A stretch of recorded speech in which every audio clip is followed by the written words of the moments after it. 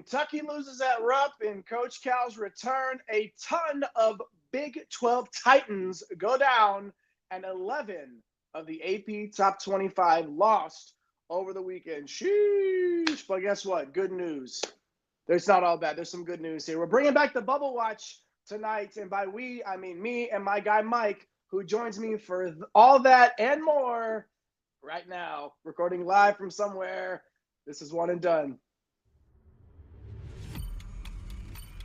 Get out the insurance cards, get out the copays. The office is open, my friends. Brought to you by drroto.com. It's time once again for everybody to come aboard that One and Done train. Welcome to One and Done. Bienvenidos a todos a One and Done, your fast break of college basketball información. We are powered by the multiverse's greatest website, and that is called drroto.com. And we are also presented by our friends at BracketBids, which we'll talk about more in a little bit. I am your sometimes humble host. My name is Jay Heinrich. I happen to be the conductor of the aforementioned One and Done train. Find me on X at Dr. William Cannon. I'll hit that follow back button because I'm a follow back girl. You heard me. But we're here to see my guy, El Capitan himself, the captain of the One and Done ship. He does the ship, I do the train. Follow him on X at MC Holland34, the OG Money Mike, Mr. Mike Holland. Mike, what it do? A Grammy Award-winning open to the show here, and I have to follow that up. I'm doing good, man. It was a fun weekend. You just mentioned off the top, it was a lot of upsets, and it's the nature of the beast in this sport, and we absolutely love it. So excited today to talk about some of the things that went down this weekend, and also we have the Bubble Watch, which is always fun as we track the teams that hopping on, they're hopping off, they're needing miracles, they're all of a sudden, feeling comfortable, and we'll see where it goes from here, man. So I'm excited to do this over the next 4 to 5 weeks. There's some big football game coming up, I think, maybe. And then after that, it's all CBB, baby. Bubble Watch is back. You know it's that time. Look at our guy CC Hustle hopping in the chat. Huge weekend behind us here, and every weekend from here on out is huge as well. Good to see our guy at The Real Napier in the chat, doing stuff behind the scenes for us on the socials, filling in the host chair every once in a while. And don't forget about our guy, Eric the Blue, at Fantasy Nav in those Twitter streets. But most importantly, at One and Done CVB on X and any social that you can find, Blue Sky, TikTok, Instagram. Just go hit all the follow buttons.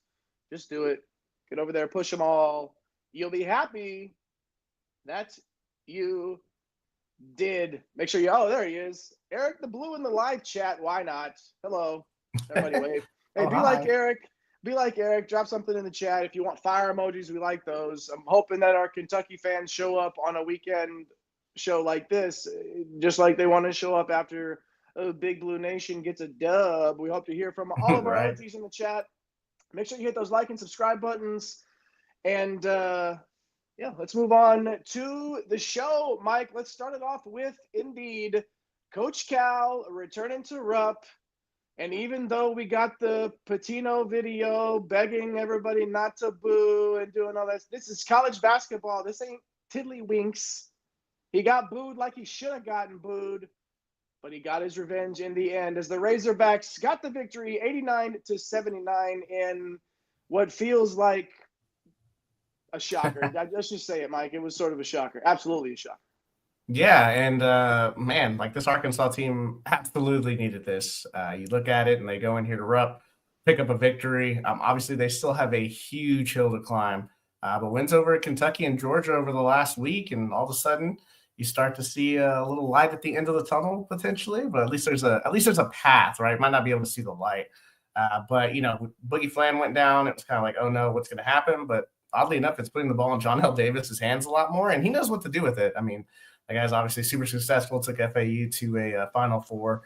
This team still has major question marks, the Razorbacks, but you do know the upside, man. It's not like they don't have quality players and highly rated recruits and things like that. So just an awesome victory for Coach Cal. He had to absolutely love that there, Jay. No doubt about it. And I guess, we love a trip down narrative street, right? And that's exactly what that was. And all things considered and all BS aside, like that's a game that if you're if you're Kentucky, I think you got to find a way to win that. That's a tough loss, honestly. I don't know, man. We hope to hear from Big Blue Nation in the chat. Let us know how you're feeling. We definitely want to hear from you, Mike. It's one of those opportunities where night in and night out, there's so many quad one opportunities. You can pile up quad one wins on any given night. Arkansas, for example, obviously just got one, and then you go on the road at Texas, and then Alabama. But that's kind of a big time deal there. So quad one opportunities all the way around. But Mike, for Kentucky, let's take a step back and sort of look at this. Is this more of a warning sign, a warning flash, if you will, as to what the floor of this team could be? Yeah, it has to be there, man. Another major warning sign. Like, they cannot get stops on defense. I know, obviously, they didn't have Lamont Butler, which would have helped out a lot. But even so, like, you look at their team as a whole, and that's been a theme. They cannot get stops on defense, which is pretty crazy for the individual talent. I don't get it. Adithiero, he kind of did whatever he wanted to inside. Him, Wagner, Ivasic, they combined for 52 of the 89 points. Kentucky shot nearly 50% from the floor, so it's not like they're having problems offensively. Now, they did double up in turnovers, so that's an issue. But anytime you shoot that type of percentage from the floor, right, like, you're not expecting to lose by 10 points. So that just kind of goes to you're not stopping anybody on defense. You're turning it over too much.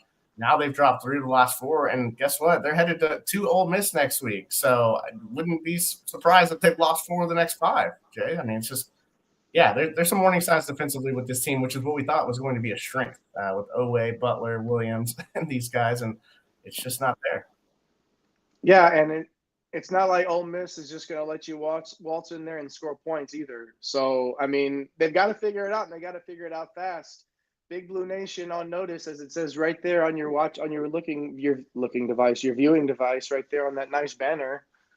Are they on notice? Let us know in the chat. Do you think that this is something to be concerned about? Our guy Steve hopping in. BBN needs Butler back. Yeah, Brand, Owe getting fried all game defensively. Mike, I mean, I didn't see Owe getting fried coming into the year, but it seems like he's so focused offensively. Like, he wants to score 20 points a game. I get that, and that's understandable. But you talked about, we were back and forth on Butler being the guy to run the point, to just take that over. He's shown that he's indeed that guy. If Butler is not there, is that something that can absolutely throw Kentucky off completely? Like, do we see what they would look like on a regular basis without Butler? Is he just that glue that holds this team together? Yeah, absolutely, man. Like, he's been so good offensively for them too. So they absolutely need his individual defense. Obviously, an NWC Defensive Player of the Year there, and Hoggy Red. I wonder who you're rooting for, saying Kentucky's fool's gold. And Steve jumping and saying Owe having to play so many minutes to score. He hasn't been dialed in defensively, man. And yeah, this is a concern. This is kind of crazy. And they're getting just torched inside too. Like, you look at their metrics, they're getting beat up inside. So they got issues all over the place defensively. And it's at this time, we're in February.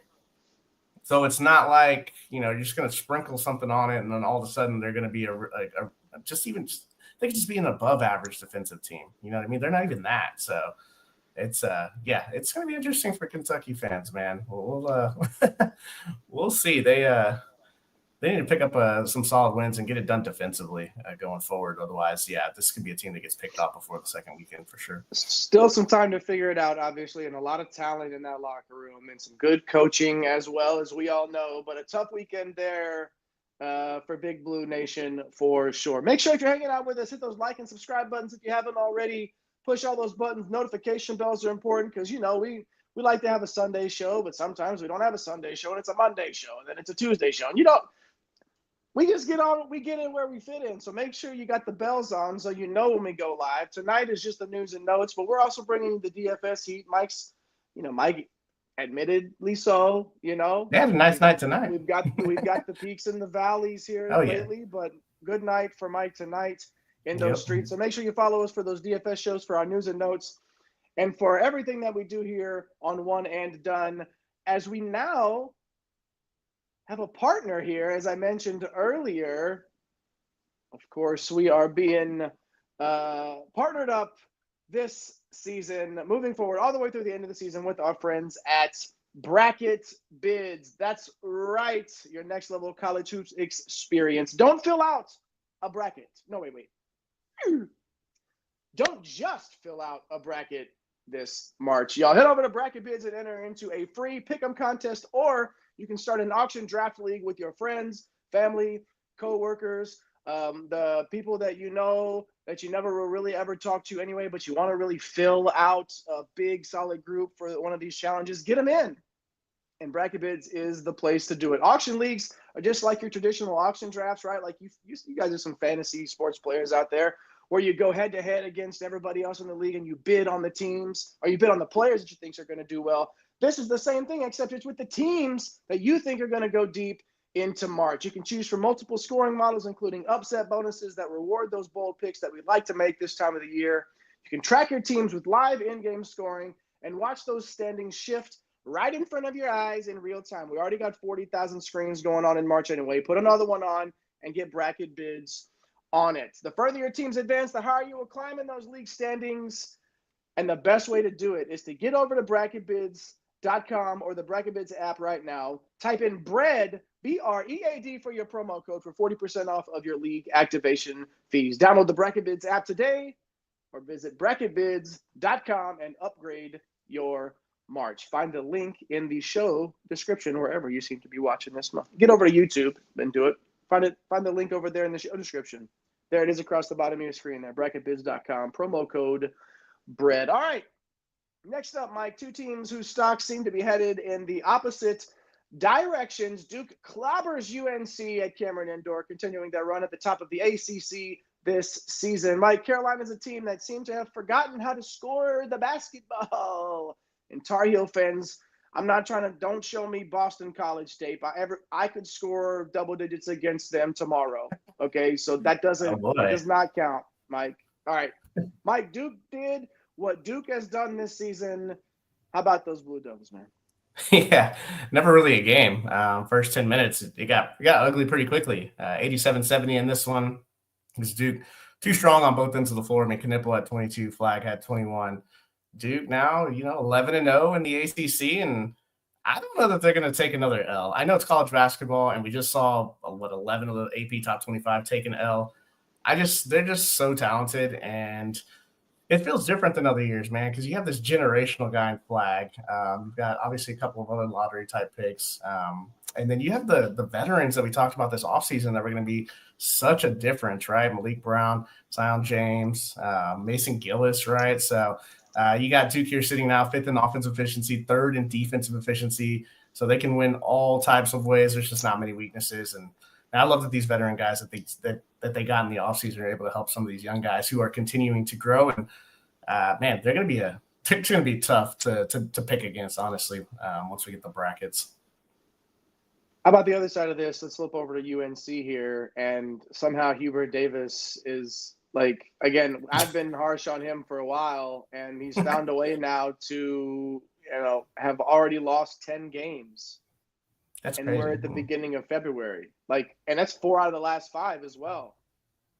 Where are the positives here, Mike? Maybe defensively, they haven't really been that bad on the defensive side, but probably not great either. What about the Tar Heels, man?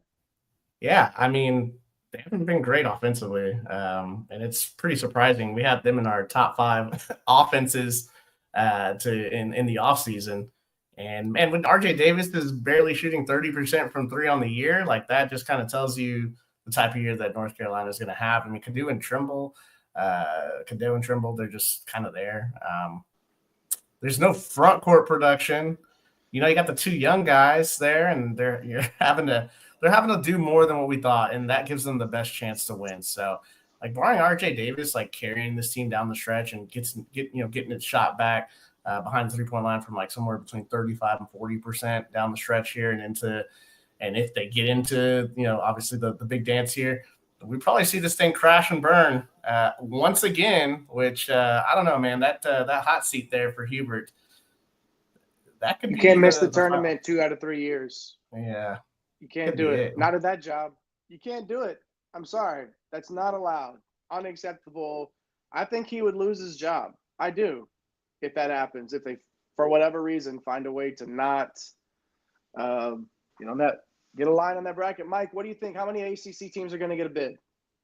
I think it's going to be 5 again. So, yeah, we're looking at 5, and they got some work to do, man. They're not in good shape right now. So, No, look, the ACC is the one conference though of the the P4, P5 that you can run off a bunch of wins. There's a big discrepancy from the top and bottom. So, UNC's just got to get their stuff figured out offensively to get this thing going.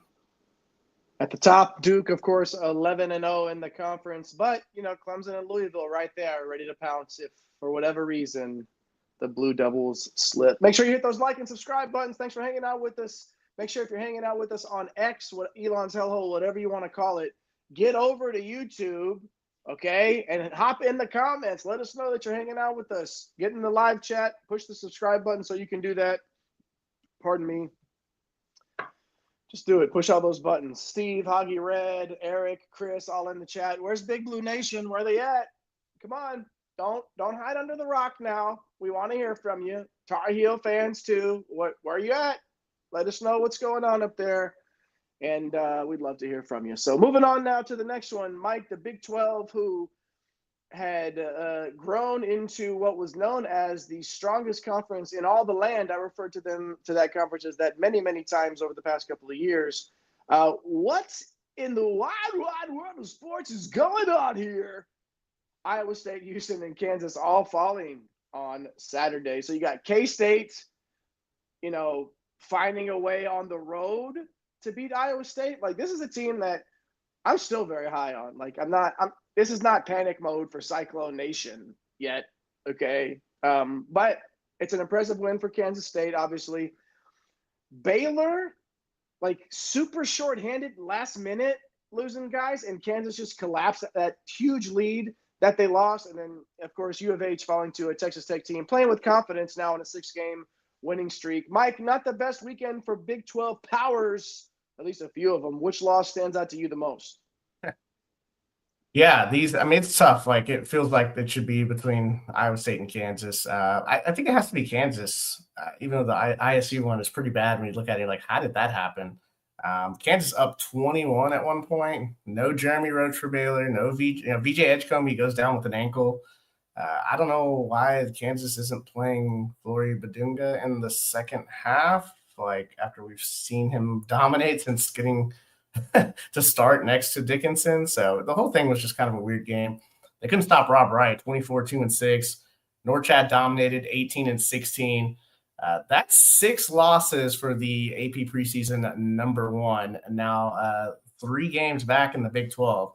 There just aren't any excuses. I mean, look at Kansas, like number 1 in the country in D1 experience. Like, Self at some point, it's got to take some responsibility here. They just don't look like they know how to gel. And like I said, like we talked about UNC, it's February. What are we doing? The metrics still love them. They're number 10 on KenPom. So I don't think all hope is lost by any means. And I just think that the ceiling now, oddly enough, is tied to Badunga. And it's like, he needs to be playing 30-plus minutes. He's just such a force on both ends of the floor. So you look at this ISU debacle, though, Jay, and I know you're high on Otzelberger and just what their backcourt brings. But, K-State took them to the woodshed, 80-61. Doug McDaniel did whatever he wanted to. Coleman Hawkins was awesome. He's finally playing really well. It was just a 2-point game at halftime, but Curtis Jones and Keyshawn Gilbert, they didn't do anything in the second half. Also, the ISU frontcourt, not a factor in the game. So now you look, and ISU's dropped 3 of the last 5.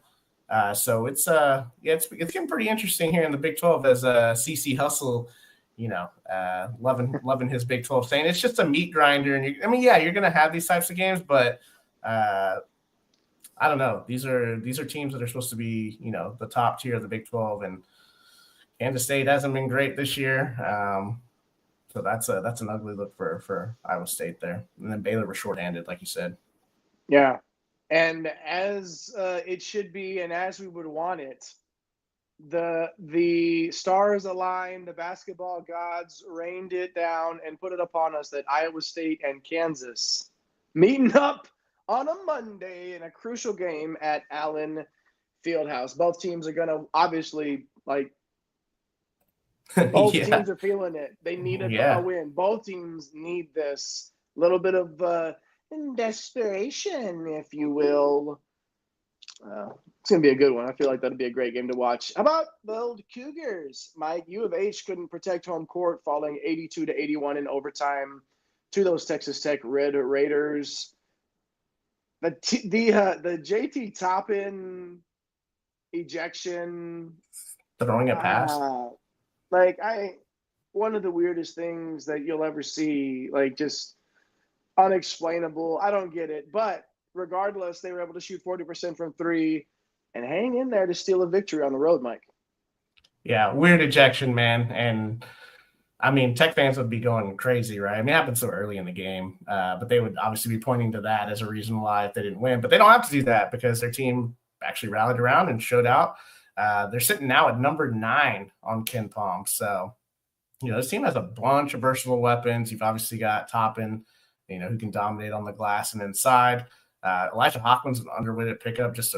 We know how good of a facilitator he's been throughout his career. And, Tech's a team to watch down the stretch. And then for Houston, Jay, I'm not too concerned. Like, look at their losses this year. They've lost 4 games on the year. 3 of them have been in overtime. You don't expect their defense, right, to kind of collapse like they did, give a 40% from 3. But obviously some credit due to Tech there. And Houston's just going to be in every game. Of their 4 losses, all have been within 5 points. Like, you have to play perfect to beat these guys. Which does that mean anything to you? A team that, when they're in that situation, it really feels like they're not finding a way to win those games, to find a way to get it done in crunch time and in overtime. Does that concern you at all for like the makeup of a team heading into March? Yeah, it feels kind of weird because it's more of an overtime situation. They've obviously run over some teams this year, but they've also won their fair share of games down the stretch too. So we can point to that weird game against Kansas the other day where the game was basically over, and they somehow the whole deal there was absolutely weird. But yeah, for Houston, it's just one of those things where I'm not too concerned, man. They're just so good on both ends of the floor, and Calvin Sampson has that thing rolling. But yeah, I mean, they're 1-3 in overtime, so probably they don't, their fans don't want to see overtime that much as we head to March. But kind of one of those things where it's more of a one-off than it is a trend, I would say. That's nitpicky anyway, right? Like, you're really looking for something. That's a good basketball team and a really well coached basketball team as well. Speaking of coaches, what's the deal with our guy Bobby Hurley, man? That's Nape's guy, right? Yeah, CC Hustle, dude. What's going on down there? What's going on over there? Decided not to shake Tommy Lloyd's hand. That was a decision. Like, what is it with Hurley's causing a scene? What's the problem with these guys? It's the passion. Right. There's just so much passion. They wear it on their sleeve. Like, at this point, it's just kind of, come on. Well, let me tell you, if you've won back-to-back national championships, do whatever the hell you want. If you're trying to find a way to win and get into a tournament of 68 and get into a tournament, like, shake the man's hand. And don't show up to the post-game presser. Like, I have a vote for all conference, and I know who's not getting it.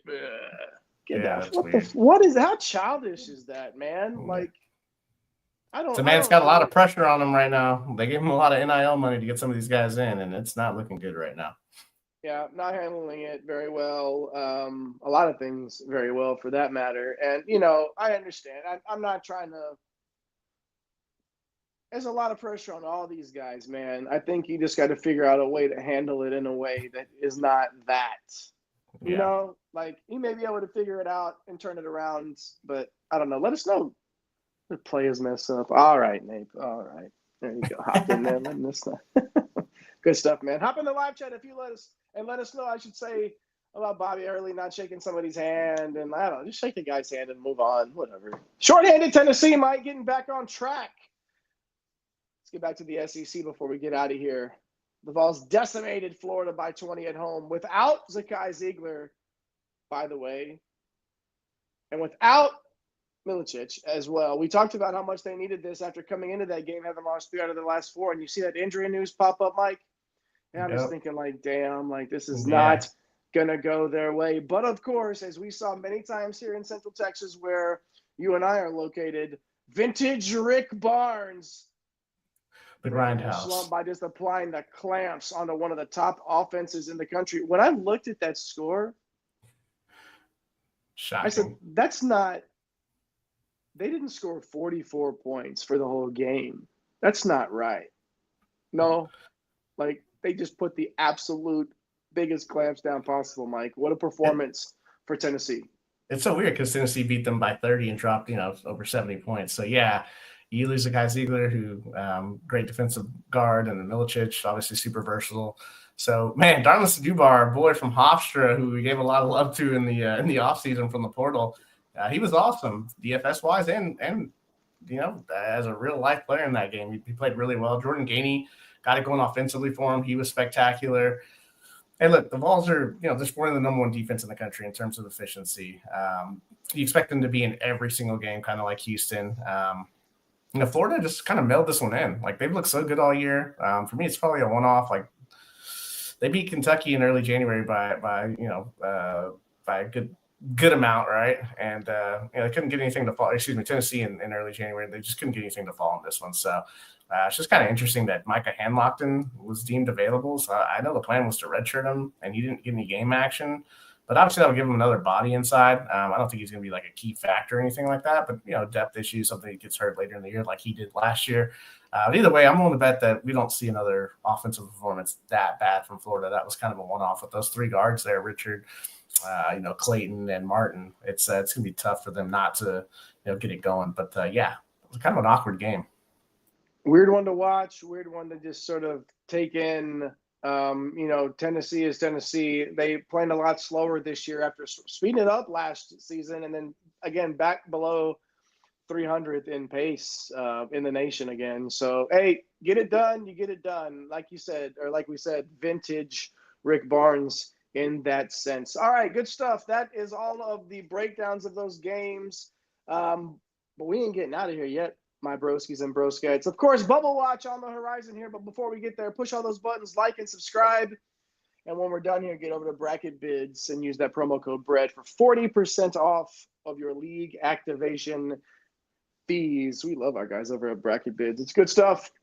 We're excited for this brand new approach to March, auction draft for basketball teams. This is sign me up. Yeah, we're in.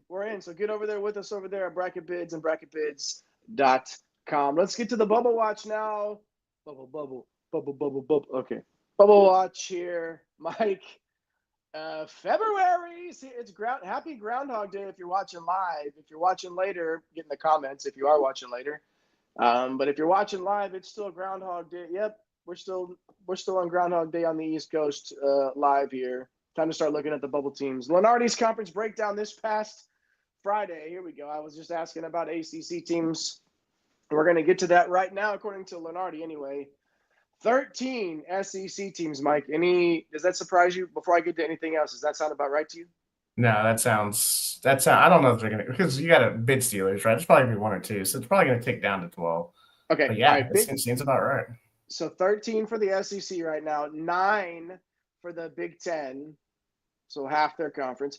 Big 12 will get 8 teams right now. ACC 5, Mike, like you said, you're spot on there with Lenardi. Big East 4, Mountain West 3, WCC 2 right there. Last 4 in were New Mexico, San Diego State. Who wants to play San Diego State the first weekend? New Mexico, San Diego State, North Carolina, and UCF were the last 4 in. Last 4 out, Xavier, VCU, BYU, and Arizona State. Next 4 out, Indiana, Nebraska, SMU, Wake Forest. There's a lot of good teams on this bubble right now, Mike. Who helped their cause over the weekend? Yeah, I'll have to look at BYU, man. Both teams listed here, they played UCF, and they were able to get on the road. They were able to get their 4th straight win. So BYU, the Cougars, man, sitting at 15-6, 6-4 in the Big 12, now up to 34th in the net. They're 5-6 in quad 1-2. They don't have any losses in quad 3-4. What Coach Young has done there is fantastic. They've got more work to do, but they're in pretty good shape right now. Also, you have to say New Mexico. We knew, and we kind of projected that Mountain West last year, that was kind of a career year. Obviously getting 6 teams in. We thought potentially 4. Right now, kind of sitting at 3, according to a lot of the bracketology guys out there. They went on the road and grabbed their 4th straight win as well, beating Utah State, and that's taken them to 18-4 on the year, and they currently lead the Mountain West with a 10-1 conference record. So they're sitting 45th in the net. They're 8-2 in quad 1-2 games, which is helping offset their they have a bad loss in quad 3 and a bad loss in quad 4. So that's obviously helping to offset that, and being at the top of the standings doesn't hurt as well. So they have to feel really, really good about their week. And hey, I know, Jay, you were watching Nebraska game the other night, and we were texting about it. So they're on this list, man. Do you think they helped their cause, obviously, with a couple of wins this week? Got you on mute, Jay. I think a lot of us left Nebraska for dead after that 6-game losing streak, right? And it was easy to do that. But then you look, they peel off an overtime win over Illinois and a big-time victory this afternoon at Oregon. Now sitting at 14-8, 4-7 in the conference. But, you get to that, you win a few games here, you run it off, win a few games in conference play, and then you win a couple of games in your conference tournament. All of a sudden, you're sitting pretty good, especially in this conference, but they're not in yet, right? 55th in net rating, 3 quad 1 wins, a couple winnable games this week on the road at Washington, and then at home against Ohio State. So Nebraska, yeah, that's if that conference does only get 9 teams in, it's in Nebraska's right not there. in there. They're Yet, right there. They're right there on that bubble of all bubbles. How about a couple of teams that did not help themselves, Mike? Who comes to mind for you? Indiana. Yeah. They dropped their 3rd straight, losing to Purdue somehow this past Friday. They were in a position to win games against Maryland and Purdue, and they couldn't seal the deal. So dropping them to 14-8, 5-6. They're 65th in the net. They're only 2-8 in quad 1 wins. I don't have any terrible losses, but they just cannot get the big win that they need. So yeah, Indiana fans out there, time's ticking. And then go back to CC Hustle Squad, Arizona State. Obviously, we talked about the Hurley deal, losing that game to Arizona. They've lost 8 of their last 12. The record's 12-9, 3-7 in the Big 12. When you look at their optics, they don't look great with how Hurley's reacting, and their metrics are a little concerning. They're sitting at 58th in the net. It feels like their tournament's about, and that's some of these teams. It's going to start pretty soon here in the next week or two. So, and by that we mean you need to start winning every single game in order to give yourself an opportunity, right, to make some things happen. They got winnable games. They're playing K-State and Oklahoma State this week, so they got to get these two to try to pull back to close to 500 here. Otherwise, there's just not a shot here with projected 8 teams out of the 16 getting in from the Big 12. So yeah, they got some work to do. Give yourself an opportunity to have an opportunity. I like it. And that's what they're going to have to do. Got to win some games, get them under the dub column for sure. Great stuff, Mike. We love these news and note shows. We love everybody for hanging out with us. Chris, Eric, the Blue, Steve, Hoggy Red got his shot in there. Where's Peanut Butter? Hopefully we see him in the comments. Peanut Butter Posse. Hop in there, my friends. We hope you're at least lurking and having a better Sunday than you did Saturday, for sure. What's on the agenda this week, Mike? We're going to hit a couple of DFS shows, most likely. Yeah, we're probably looking at a DFS show, maybe 2. We'll see. Have to get with some people. I know we've been talking to Steve about having him on here, doing a Run Pure collab with One and Done. So look forward to that. That'll either happen this week or next week. And then, yeah, man, just more hoops on the way, starting tomorrow with the big game between Kansas and Iowa State, which I'll be locked into. Only a 3-game DFS slate tomorrow. So we typically, every now and then we'll cover a Monday slate, but we typically like to save it for the Tuesday, Wednesday, and the big time Saturday slate. So, yeah, we got more content coming, but we're going to be doing a lot more of these news and notes and things like that as we get ready for the tournament, obviously. No doubt about it. We sure will. And you should follow at One and Done CBB on all the socials, X, TikTok, Instagram, Blue Sky as well. Push all those follow buttons everywhere. Do your part in the one and done universe. Follow our guy, Eric the Blue, at Fantasy Nav in those Twitter streets. CC Hustle at The Real Napier doing stuff as well. That dude right there on your screen with me on your viewing device, the captain, El Capitan of the one and done ship. We're happy that you joined us. Make sure you don't go far. Push all those buttons. Get over to BracketBids.com and the BracketBids app. Use promo code BREAD for 40% off your league activation fees. Get over to YouTube and search One and Done CBB. Push subscribe. Push the bell. Do your part. And I am the JAYHEINRICH. Come again. Peace. See you soon. Thanks for stopping by the office. Get your fantasy prescription by subscribing to the channel and checking out drroto.com. And until the next visit, be well and take care.